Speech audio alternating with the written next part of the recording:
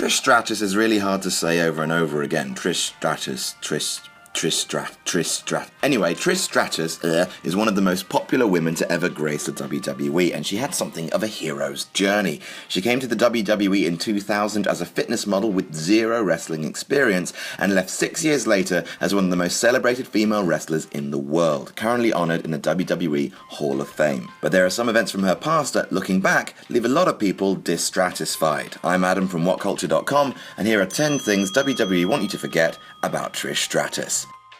Number 10. She was indirectly responsible for a wave of terrible divas. The WWE has always been a looks-based company, but before Trish Stratus, the WWE mostly hired women with wrestling backgrounds like Ivory, Jacqueline or Alundra Blaze. For most of the noughties trying to replicate the huge success of hiring inexperienced fitness model Stratus, the company focused on hiring gorgeous women rather than wrestlers, with competitions like Tough Enough and The Divas Search, aka Look at the Pretty Women We Done Like to Pretty Women. With those things focusing on a woman's look, untrained athletes like Shaniqua, Jackie Gator, Ashley, Christy Hemme and Rosa Mendez all had terrible tenures in the WWE, damaging the credibility of women's wrestling for nearly a decade. Even today, with 2006 Diva Search competitors the Bella Twins ruling the division, the company is still feeling the long-term effects of a Divas division big on curves but critically thin on mat skills. This is not technically Trish's fault, but the success of divas like her and Sable were definitely a catalyst for this change. Number 9. She was a great bitch. Everyone's babyface in the Hall of Fame. It makes sense. Once the character veil is lifted and people celebrate the hard work of an athlete,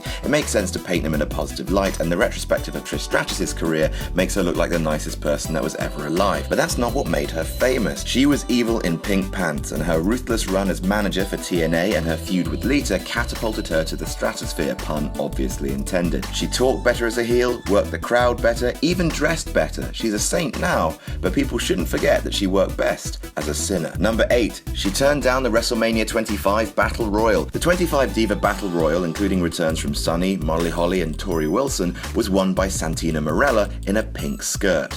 Let's just think about that. A wrestling match featuring 25 divas designed to celebrate the best in female wrestling from past and present was won by a man in a pink skirt. Dare to dream, little girls of the world. Trish Stratus was invited to take part in the Battle Royal but turned the company down cold because, well, it was going to be won by Santina Marella in a pink skirt. She is wise. Number 7. She had cosmetic surgery after retiring. WWE sort of expect ladies to have a certain surgery if they're going to get called up to the main roster. They like their ladies to have certain,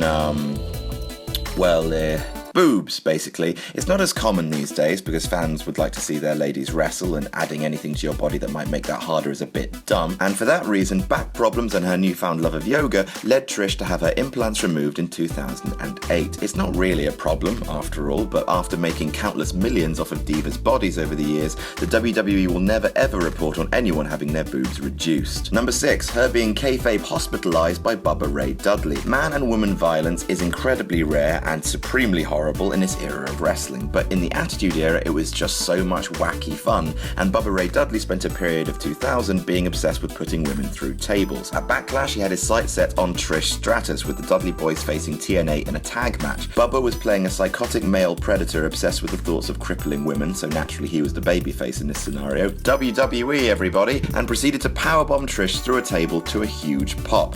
Then the paramedics came out and everything got a bit horrible when she was stretchered out of there. I mean, what did the fans just cheer? It would never happen today, and you know what? That's fine. Number 5. She was in one of Raw's worst ever matches. We spoke about Jackie Gator earlier. We're going to speak about her some more.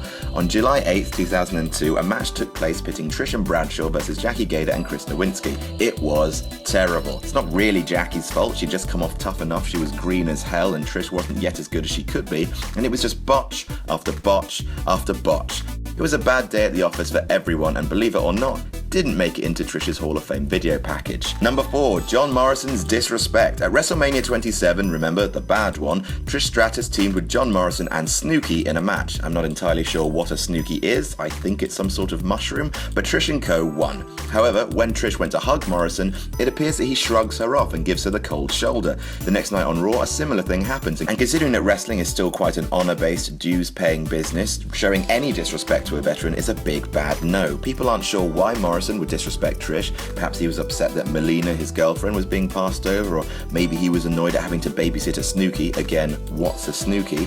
It caused a massive amount of backstage heat on the man, and he left the company when his contract expired. Number 3, a lot of her famous title reign was spent injured. Remember that rule where if a champion can't defend their title in 30 days, they have to vacate it? Well, WWE entirely don't. From 2005 to 2006, Trish Stratus spent a long time as women's champion. Remember the women's championship, how it actually looked like a title belt and not just a really big earring? Well, she held that for 448 days. That's huge. However, 120 of those days, Stratus spent injured. She was hurt in May 2005 and came back in September. Was the WWE Women's Championship mentioned at all? Nope. The WWE didn't care, and she remained champion despite passing the 30-day time limit 4 times. Over a quarter of her impressive reign was spent on the bench, which takes quite a bit of glory out of the thing. Number 2, stop remembering how her WrestleMania 22 match ended. Stop it. Stop it, everyone. You're remembering it wrong and you're all bastards. For those who watched WrestleMania 22 live, they remember that Trish was fighting Mickie James, the crazy lady who loved her in a sort of horrifying but also sexy way because ladies are sexy. At the end of the match, Trish was going for Stratusfaction, but Mickie countered it by grabbing her down there. She straight up grabbed her in her special triangle, and then held her fingers in a V formation and licked them for the camera. Then she botched a Stratusfaction of her own by slipping on the ropes, ended the match with a weird looking kick to the head. It was a strange and uncomfortable end to what was otherwise a great match, and since the PG era was introduced and ladies' V business has become a no-no area, the DVDs of WrestleMania 22 have been edited to remove both the finger licking and the botched finish. Now stop remembering it. Stop it. Number 1, she was forced to bark like a dog on television. Okay, so Vince McMahon, Look, let's just say that Vince McMahon might not be the best person in the world. In the early part of 2001, Vince used his powers of being the guy who owned the goddamn company to put himself into a relationship with the beautiful Trish. They would kiss, do touching and stuff, and generally torture Vince's wife who was in a medically induced coma. Look, it's just wrestling. Go with it. And things got super uncomfortable when Vince decided to test Trish's loyalty. He made her get on her hands and knees in front of everyone and barked like a dog, then made her take off her clothes and walk around the ring in her underwear. So, to clarify, the man who makes the storylines made a storyline where he kisses the prettiest lady in the company and gets to sexually demean her, his employee, in front of the world. To this day, it's one of the most controversial segments WWE ever did, and that makes sense. And that's our list. Did we miss any out? Tell us about it in the comments, and don't forget to like, share, and subscribe, and you can even follow me on Twitter here. I'm Adam from WhatCulture.com, and I'll see you soon.